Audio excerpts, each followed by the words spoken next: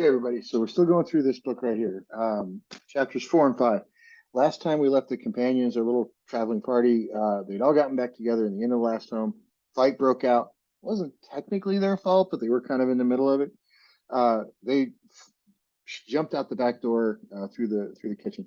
Now they have to answer a few questions. Can they trust the barbarians? Can they trust Goldman? Can they trust Riverwind? Can Riverwind and Goldman trust these guys? We don't really know them all that well, right? We don't know anybody all that well. So who's the good guys and who's the bad guys here?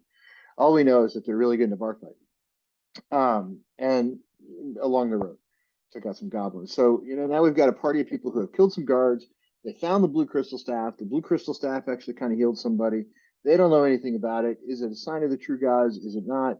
Nobody has any clue at this point, but now we got to go zip into the story and find out. And now we've got people chasing them off into the woods. So they have to go find a place to hold up. That they found a place, doesn't work very well. They of course are discovered.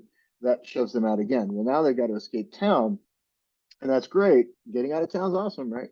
But every road out of town is now blocked by guards, right? Think of it like a police barricade. But so the only choice they have is to go across Crystal Mirror Lake. Well, Crystal Mirror Lake is of course lake, and Flint, of course, doesn't like water. So he was almost drowned once by Karam in a little boating accident because one of those guys is really big, one's really little, one knocked him in the water. Didn't go real well for the dwarf.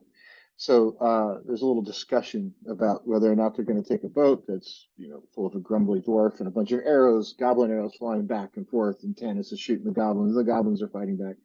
Well, now all of a sudden here comes Rasslin with his magic, solves the problem, takes care of the goblins in a rather interesting way.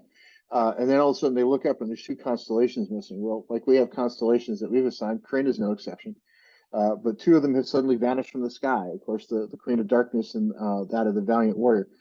So now there's a concern. Maybe those two have returned to Earth to fight out for control. Is evil really going to fight good? Are these armies real? Is it are the gods in control of what's going on?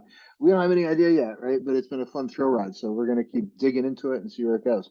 But 5 chapters in, and it's enough to really hook the reader. So if you haven't read this particular book, again, cannot recommend it enough. Keep following along. We'll keep plowing through it here and on the blog and on the social sites.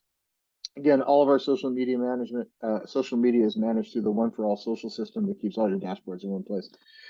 So check it out. Everybody have a great weekend.